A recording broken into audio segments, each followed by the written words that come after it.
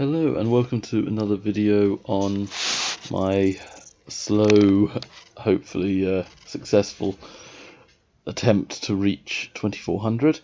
I'm actually not going to be showing games live for this video. I will obviously in future ones, but I played two games in an English chess league over the course of the last couple of days, and because they are being played playing them live and in like a tournament type of conditions, I wasn't certain if I could show this match live and the other match I'm going to show as well. So I'm actually going to do a kind of post-mortem on the two games.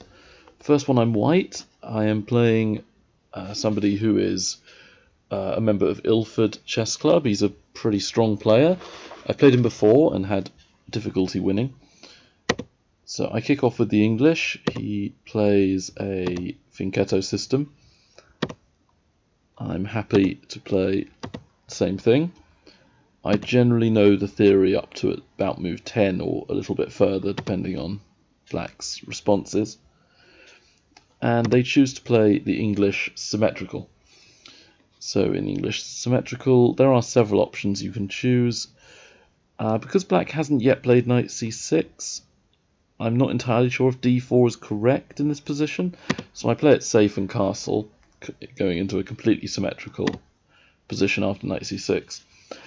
And I know that now I can play d4, with black usually taking on d4, which he does. Knight takes d4. So the position is a little bit more dynamic now. It's not totally a mirror of each other with the black and white pieces. The advantage for white is that I have my knights in the centre, a little bit more active than black's knights, and also my g2 bishop is has got a diagonal which is not blocked in by my own knight, so it's controlling key central squares. Black does not have those two things. What they do have, though, as a counter to my active pieces, is they have what's called a small centre. They have two central pawns, d and e. I only have the one e pawn. So if black can push their d and e pawns further up the board and try to control the centre and slowly sort of push forward with their pieces, they could end up doing very well. So I have to play accurately. Black traded knights, which is one of the main moves I took.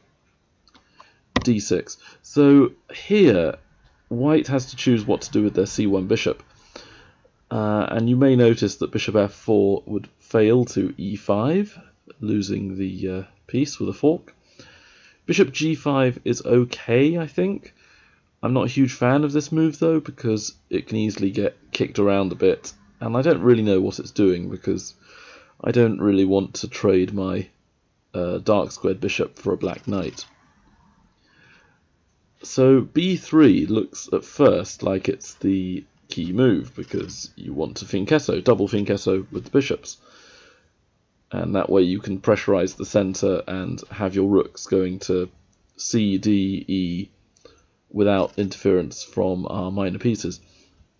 But the problem is that we've opened up this diagonal to our rook with the move b3. Black can use the fact we've got a queen lined up with the rook to go d5. Things get very, very messy here. If we take, which looks very reasonable, black I believe is about equal after knight takes knight. Knight takes pawn, sorry. If we take their knight with our knight or bishop, we lose our queen to their bishop on g7, so queen takes knight is essentially forced. And then they can take our knight, hitting our rook, and there can be lots of trades, especially in this kind of position. The pawn structure is almost completely symmetrical, and I generally find that white doesn't really have anything for this this position really. It's a lot of the time drawn. So in order for me to play b3 without going into danger, the move queen d3 is what I play, and this is not my own invention. This is recommended by several grandmasters. Black now is unable to attack my queen with much success. If they attack it with their bishop, I can push e4 and I get a good position. I can play other moves, but e4 is the simplest move.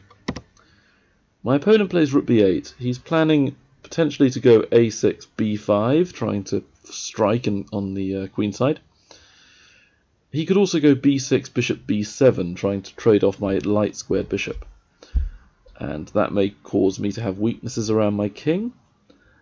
And if I'm not careful, maybe their queen could somehow end up mating me with the exploitation of my weaknesses. I play bishop e3. This move doesn't appear to address any of that idea that black has, but the reason I do it is that I'm attacking the a7 pawn. If black goes a6, I can be very annoying and play bishop a7. This move looks at first like it won't do anything, because their rook comes over to attack me, but then I can play bishop d4, a bit like the game. And now their rook is back to being lined up with my g2 bishop, and it feels like they've lost 2 moves because they've just shuffled the rook back and forth, and I have improved my pieces. So a6 isn't played. Black does go b6 anyway. Bishop e3 did not stop that plan. But now bishop d4. And what I'm really hoping for is for black to be provoked into playing e5. This horribly weakens their d6 pawn. They can't play d5 for a very long time. It's now practically impossible. And I also have the d5 square to put some of my pieces. I'm fully controlling squares on the d file, really. Rook ad1 is a plan after I save the bishop. Again, striking on the weakness of black's d6 pawn. So black does not take the bait. He's pretty good positionally, plays bishop b7. So I have several moves that work here. I believe computers recommend moves like rook to c1 or rook to d1. But even though that does improve my pieces, I don't like giving up my light squared bishop. So e4. It's a pawn move, but it does push the pawn into the center and controls lots of key light squares, and moreover it gains me space. So I'm trying to cramp my opponent. Queen d7, black connects their rooks. Rook ad1, I'm just trying to line up my rook with their queen. The d file for me is a semi-open file. There are no pawns of mine blocking the rook on d1 from attacking black's pieces. And my plan was to either leave my rook on f1 and push f4, or it was to play rook fe1 and then maybe strike it on the e file somewhere. So rook d8, rook fe1 is the move I choose. f4 felt a little weakening. Black doesn't really know what to do, I think. He plays h6. Pawn moves like this generally weaken you and harm you more than help you. I'm not sure h6 is right. If you're not sure what to do, I suggest piece moves. Maybe rook b to c8 is a better plan. Knight d5, so I'm really trying to put the pressure on black. Ideally I could trade off my dark squared bishop for their one. They don't allow me to do this, but they lose their bishop pair. They now only have the one bishop, I have both. So here, which way would you take black's bishop? Or would you not take it and take their knight instead? What would you do?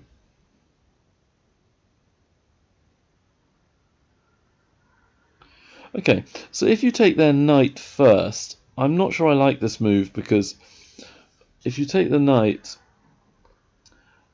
even without calculating the complications of bishop takes c4, which might be a sort of tempo gainer on your queen, winning, and then you take their bishop, then they take your bishop, and you're a pawn down. Even if that doesn't work for some magical reason, and they have to take f6, you're going to have real trouble winning this, because it's an opposite coloured bishop ending after you take their d5 bishop with something. Let's just imagine you took with the queen for whatever reason. Opposite coloured bishops are very hard to win when they're alone and it's just bishops and kings. And I don't really have any targets to aim at. Black may be able to trade queens and rooks without too much difficulty. And also black can take b2, winning a pawn. So I don't like that move. Taking with the c-pawn, taking towards the centre, is usually the right plan. Here, though, I'm not sure about it, because now the pawn structure is not quite symmetrical, but we've got all the pawns on the same files. There's no imbalance in that regard. So both sides have an open c file, which neither side has a rook on right now. I have more space, it's true, but I don't really see how I'm breaking in the centre without weakening myself. And they could just sit here and do almost nothing. I don't think I have enough attack with this move. But on the other hand, e takes is stronger because it opens up my g2 bishop, it extends the range of the bishop, it opens the e file for my rook, and attacking e7, that will be a constant annoyance where black will have to guard it. It does, leave our c4 pawn a little weak, because they have an open c file against our c pawn, but we do have to imbalance the position a bit, because if we just leave everything symmetrical, I don't think our bishop pair is enough to win the game.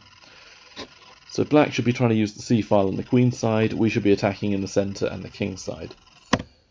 Rook c8 is played, so now I have to improve the worst pieces. My rook on d1 is now more of a spectator than anything else. So I go rook e2 with the idea of doubling my rooks. Black overprotects e7 as a safety measure. I double up. Rook c7. So black is keeping their rook on c7. It's a very smart move because it does allow for their e8 rook to switch to c8 at the right moment, or even queen c8. And that way they would keep an eye on e7 but simultaneously attack my c4 pawn. So again, I don't want any difficulties of my c4 pawn being attacked, so I overprotect it with b3. Simple move, all my pawns are guarded, I have no weaknesses at the moment. Black still has a very small weakness on e7, I need to stretch their defence and keep pressing to try and create a second weakness in order to win the game. Queen c8, f4, so I'm really trying to push my king side. I think the queen side, even though I have a majority of 4 against 3 on the A to D files, I don't think I can really push my pawns without weakening the structure. So, for example, pushing the B pawn weakens c4. I don't want to have a headache like that, where I'm just barely holding the position and slowly pushing forwards. Queen d7, black is sort of manoeuvring around. I play h3 with the idea of g4, and then maybe f5. So black cuts that out. And I'm thinking I may in the future want to move my bishop from g2, maybe to f3 to support g4. But can you see what's wrong if I play bishop f3 straight away?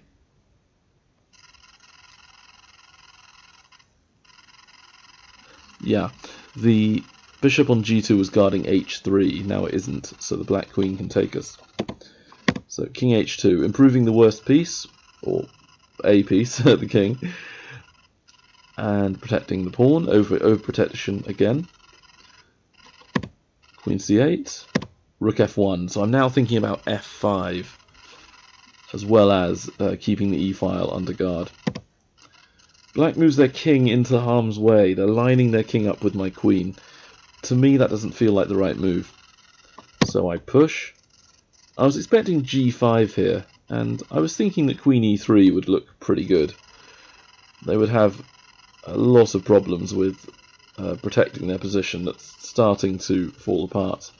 For example, after g5, queen e3, if they play bishop h6, looking like they're guarding the pawn, what would you play now to give white a big advantage?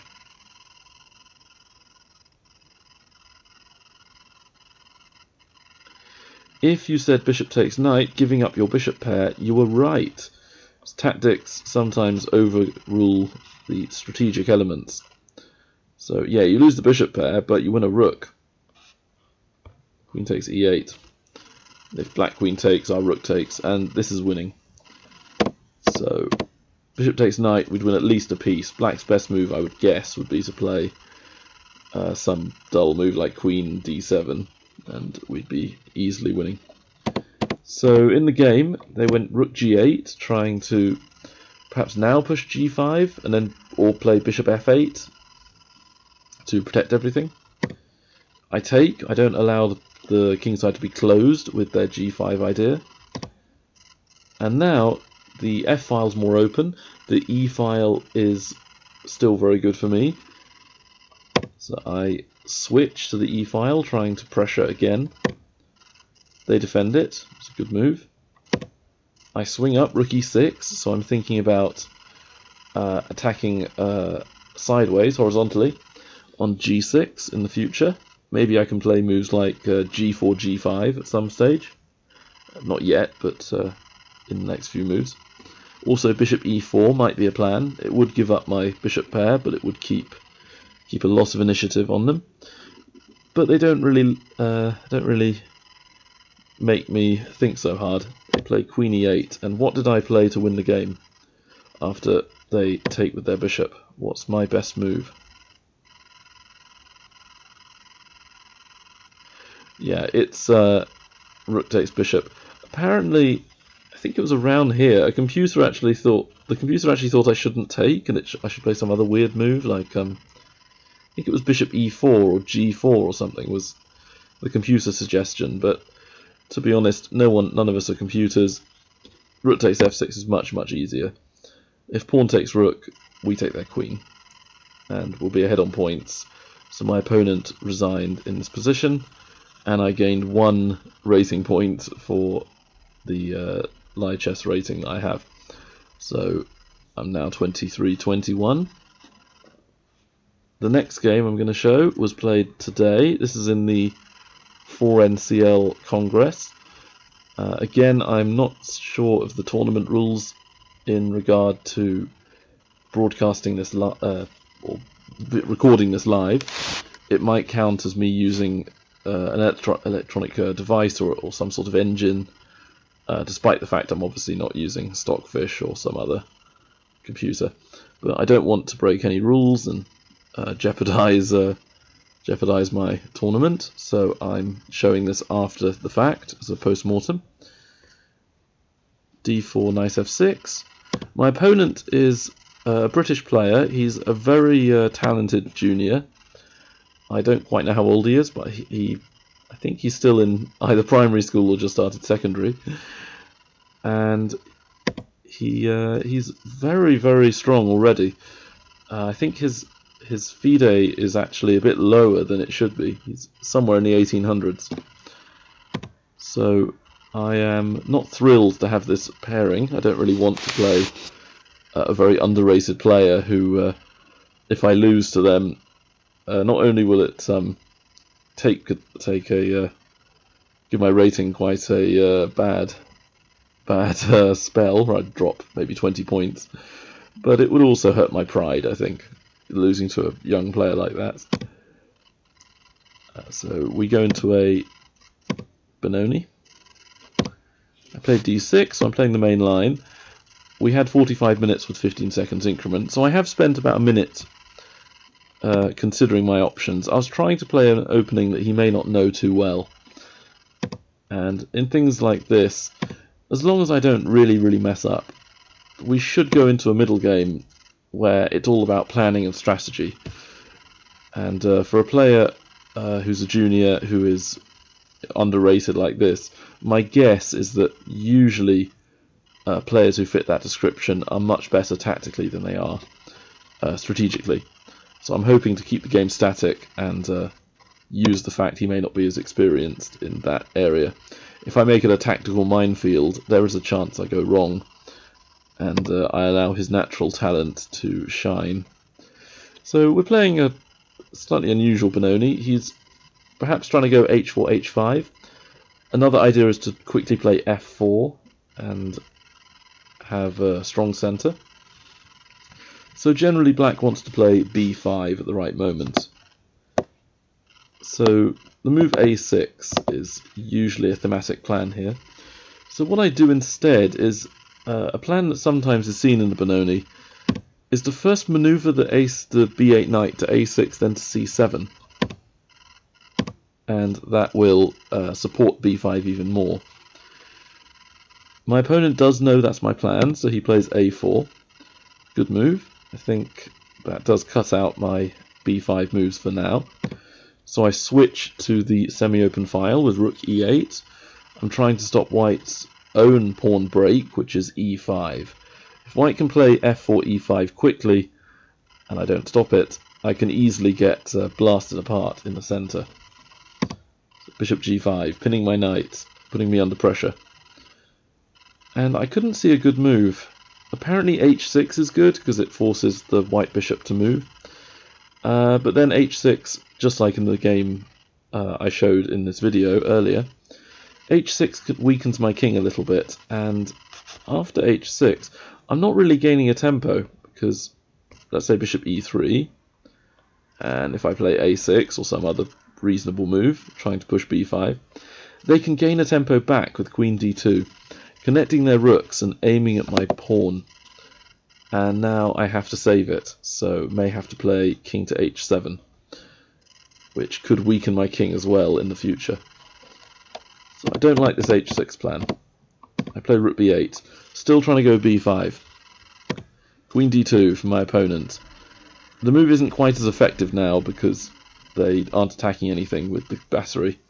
They can still play bishop h6, trying to slay my dragon and take off the g7 bishop, but then I would avoid the trade and run my bishop to h8, where it still exerts a powerful influence on the centre. a6, so I'm trying to play b5 with everything I have. White goes a5. Now, if I push my pawn, they can take en passant. a5 takes b6, because I've moved the pawn 2 squares in the same turn. But if I don't do it soon, I'm never going to play b5, so I have to do it now. Force white to make a decision. Are they going to take the pawn? He does, opening up the b file for me. My attack is on the queen side, white's is in the centre and on the king side. So rook a d1 does make sense because it has a rook moving to the centre away from the queen side where it has little influence. I'm not sure if this is the best move though. Possibly f4 is stronger because the key idea e5 needs to be executed fairly soon. I had the idea now of getting out the pin. I don't really want to play queen, apparently illegally to f7. I don't really want to play queen e7 because I'm still pinned. Queen d7 blocks my bishop and I don't see where I'm going after that. So my plan is actually to play queen b8, lining up with my rook attacking b2. So first, bishop d7 to get out of the way. Also stopping things like knight to a4, which may attack my rook in the future and protect b2. White charges at me, h4. I shouldn't be making pawn moves near where my king is, and also the area I don't want to be attacking on. So I shouldn't be playing moves like h5 to try and block them. If I do that, there's lots of sacrifices white can play, sacrificing on h5 twice and blasting open my king. It does not look very fun for me to play against possibly a very strong tactical player. So knight b5 is what I do. I'm trying to trade pieces now. I've switched my thinking because if I do this queen b8 plan straight away, I may be too slow and white could crash through. So he helps me out. He trades off a set of minor pieces and he can't avoid trading off light squared bishops either. So he charges at me with h5. And again, I don't really like this pin that I'm in. And I do still have this attack on the b file. So here I play queen b8. There's no rush for me to take their bishop. I can keep the tension, as the grandmasters call it, keep the option open of taking them. And then I am threatening taking on b2. He played a very strong move here, queen f4. This move, I don't know if it's a computer move, but I think psychologically it puts me under a lot of pressure. My knight's attacked twice. If I play a move like queen d8, walking into the pin straight away, I think I've lost any chance of getting the advantage. And if I play some other sort of bizarre move that protects the knight, I can't see one, but if there was a move that protected the knight, I don't like being under pressure like this. Knight takes h5 also just looks horrible. It would, okay, save my knight, true, but white may be able to play bishop takes knight. They might lose the exchange, but they'd possibly win the game. Bishop takes, let's say rook takes. I'm now down 2 pieces for a rook, so I probably have to take the bishop. And then white has all sorts of nasty moves, like knight to h5. And possibly coming in with their bishop, or taking me and having their queen and bishop working together. This is not a position I want to have. So after queen f4, I run away, knight d7, open up my bishop on g7, so I'm still going for b2.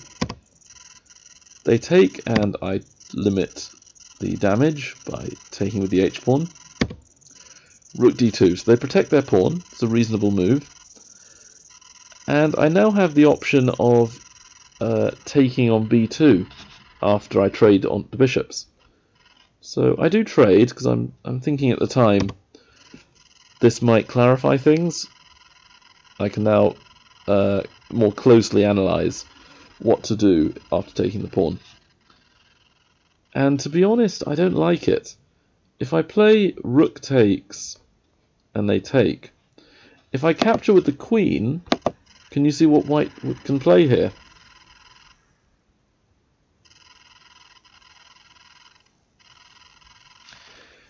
The d6 pawn is not defended anymore, so queen takes pawn would give them a central passed pawn and 2 central pawns against 0. So I do not like my position with that. And if I play bishop takes rook, which is the alternative, then rook b1 could be very annoying, and I'm being pinned. So this may even be just winning on the spot. Bishop e5 doesn't work. It looks pretty at first, doing a discovered attack on their queen, but for those of you who are quite good at tactics, they can take my queen. I have to take their queen back, and then they just win the house. Rook takes rook check.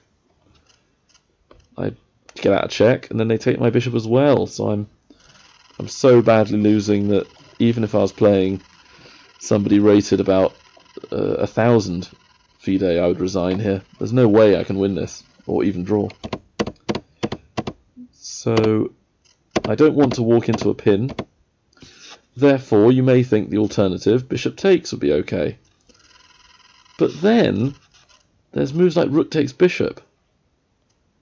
I have to take back to not lose everything.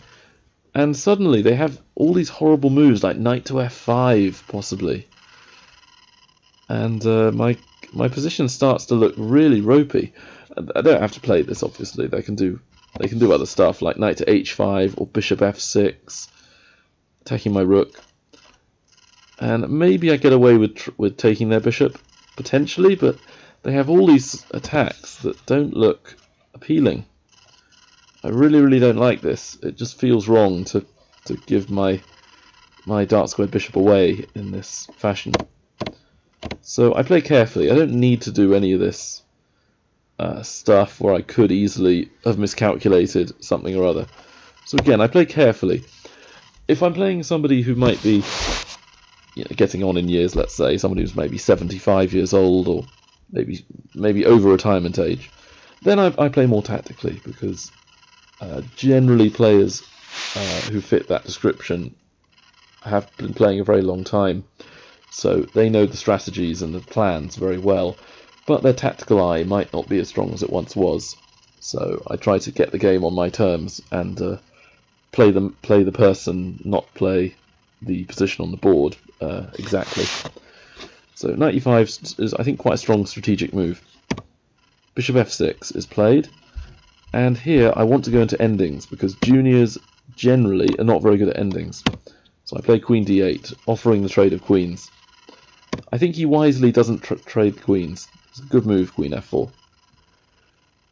I mean, I don't know if it's technically the best move. I think I briefly looked at this game on a computer, but not for very long after the match. And from my memory, I think it said queen takes queen was the right move. But to be honest, this gives white a lot more practical chances. So psychologically, it makes more sense to play this. I play king g7. My plan is just to go queen f6 and try to force the queens off. Rook e3. So white may be planning knight f5 check along with rook g3 check, and it looked very dangerous, but I can't resist a free pawn. Just looks too tempting to take it. That's my kind of tactical sense coming out, because I had to look at knight f5.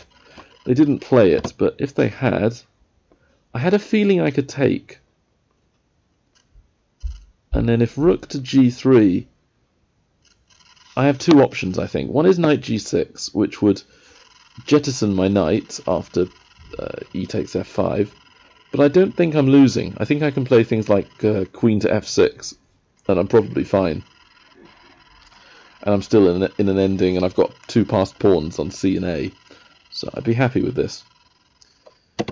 And there's, after check, there's also knight g4. I was less happy with this move because of just simple tactics like queen takes, and then my knight is probably about to drop at any moment. So this looks a lot more, just a lot more risky playing this way. So knight g6 made more sense to me. But they don't play knight f5, they played rook a1. So this is attempting to win back the a pawn. I am happy to trade queens. I know I'm losing the a pawn, but I still think I'm going to be doing better than my opponent. So rather than defending that position by tangling myself up, I do give back the pawn.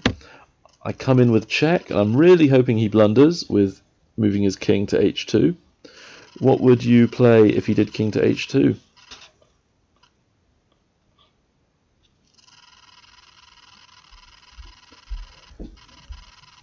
So if you said knight g4 and then knight takes rook, that is a good move, going knight g4. I personally prefer rook to h8 check though. Then after knight takes, rook takes check, and I've won a whole piece instead of an exchange. But I'm sure knight g4 is also extremely strong, so both are good. As long as you see the tactics, that's the key point. So my opponent played the right move, knight f1. And now my move, knight c4, just holds everything together. It saves the pawn, it attacks the rook. And if he thinks about doing this, rook c3, with the idea that when I move my knight, my pawn will drop, I am very happy with that, because knight d2, attacking the pinned piece, going for the tactic, wins the game. Or should win the game anyway. If rook takes d6, I can do moves like king to e5 if I need to, and he will lose at least a knight, if not a lot more. So he played rook e2, stopping knight d2. King e5. I need to have an active king in the ending, and also stop my knight being tied down to d6. f3 was played, guarding his pawn, overprotection. Rook b8, rook on the open file. I'm still using the queenside plan that I've been using for the last 20 moves or so. I'm trying to infiltrate with my rooks. King f2, getting out the pin, very good move. So now, again, I want to trade pieces, go into an ending. Well, we're kind of in one, but go more into an ending. Rook b2. He played rook a2, and I could try trading off both sets of rooks, as rook takes rook on a2 first. Rook takes, rook check, takes, and takes. But I wasn't certain I could win this, because I think after king e3 I couldn't quite see a way through. I do have that passed c-pawn, but his king is close enough not to make it too much of an issue. And he can play moves like f4, kicking away my queen, like my king. So instead, what I play after rook a2 is I play king d4. So this puts my king right in amongst his pieces, and my plan is to now trade everything. Knight g3, though, is quite a sneaky move. He's planning, if I move my g-pawn, his knight can come to f5. And if I do nothing, he can play moves like f4, e5, trying to push his pawns and create a passer somewhere. So first I just make sure everything's safe with f6. Now e5 is not an option. And I don't need to rush because he can't avoid trading rooks. So he takes, I take, he takes, I take. Now I've got my passed c pawn, which is unobstructed. And the rest of the game I had to play a little bit carefully, because if I just play c4, he does have some annoying moves in the future. So I thought that what I should do is just try and win the g2 pawn with knight to d3. Simple way of playing. And if he doesn't do anything, knight f4 will force his king over to the f-file to guard g2, and that makes it easier for me to push the c pawn. So he tried king d2 with knight e2 check, forcing my king away. Knight f4, attacking the pawn, and he now has to trade the knights, which is exactly what I want. So at the moment, it's equal on pawns. How would you evaluate this ending? Do you think it's completely winning for black, easy win? Do you think it might be slightly better for black, and maybe winning, but still difficult? Do you think it's equal and a draw? Or do you think that it's actually white who has managed to take the edge away from me?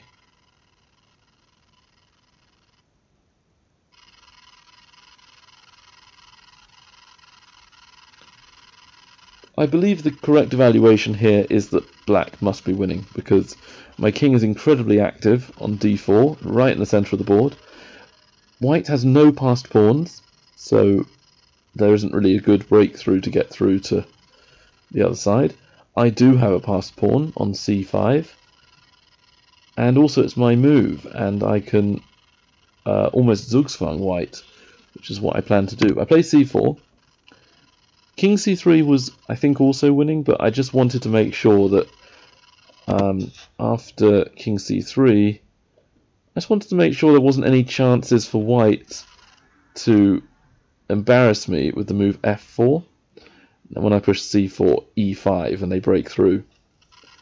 I think it is still winning for black, but this is more complicated than I want a position to be. Because yeah, I'll be able to push c3. This is the reason it's probably winning, and then white will do something, maybe take here, and just in time I queen with check. So I do still win, but yeah, it's just a little bit complicated doing all this stuff. I don't need to play this. So c4, king d2, opposition. His king's in front of my king, so I can't move it forwards. But now g5 Zugzwang. If white moves their king, which he did in the game, my king can then run forwards to c3 or e3. If he plays f4 or e5, I'll take it. g4 does look like I'm in Zugzwang now. I have to play c3 check. And the cunning move is king to e2, where it looks like if I push the pawn, he comes over and he wins the pawn, and I've messed up. But fortunately for me, I can queen, king takes queen, and then I come in and my active king just eats up all his pawns, and I'll win the match. So g4 doesn't quite work. g3 is a very cunning move that I can play here. g4. And unfortunately for white, if they move their pawn on f3 at all, I can take on e4, then on d5, and I win. If they push their king to guard their pawn, again I can play pawn takes, and my c-pawn will push forwards, with white having to give me the e and d pawns, where I will win. So white move their king to c2 instead, trying to keep things equal. I march in, because my king has to be active. King c3, king f2, and it's now a race. So here, it's white to move. What is white's best chance of surviving this and maybe drawing or winning?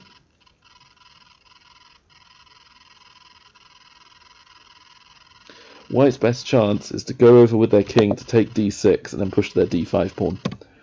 Fortunately for me, I should not take on e4, which may be the move he thought I was going to play, Passed pawns must be pushed. I should make a queen as fast as I can, and the fastest way is to push g4.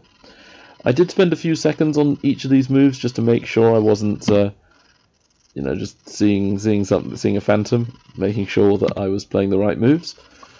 But it's fairly simple. Queen, e5, and then I thought for a second that I'd blundered somehow, and that if I play queen g8 check, king takes f6, and things get complicated. And I suddenly realised that I could take the pawn with a very easy game. King takes, and then queen g8. My opponent resigns because my plan is put my queen in front of the passed pawn in this manner, and leave my queen here forever, and until their pawn is taken, because they can never force my queen away. And white will have to keep their king on e6, d6, c6 to save their pawn. That will allow me to eventually come around with the king and capture on d7. And the other move that white could try after I take is to play d7 first. To be honest, there's loads of ways to win. I was planning the slightly flashy queen g4. If they take my pawn, I take theirs because it's being skewered. If white protects it, I will actually sacrifice the queen. And then my last pawn, I will push it up, make a new queen, and win the game. So I did win both matches, and for my efforts, I was rewarded for my 2 wins with 2 points altogether. So I gained 1 point per game. Getting to 2400 is not easy. I hope you like these matches, got something from it, and I will see you in the next video. Bye.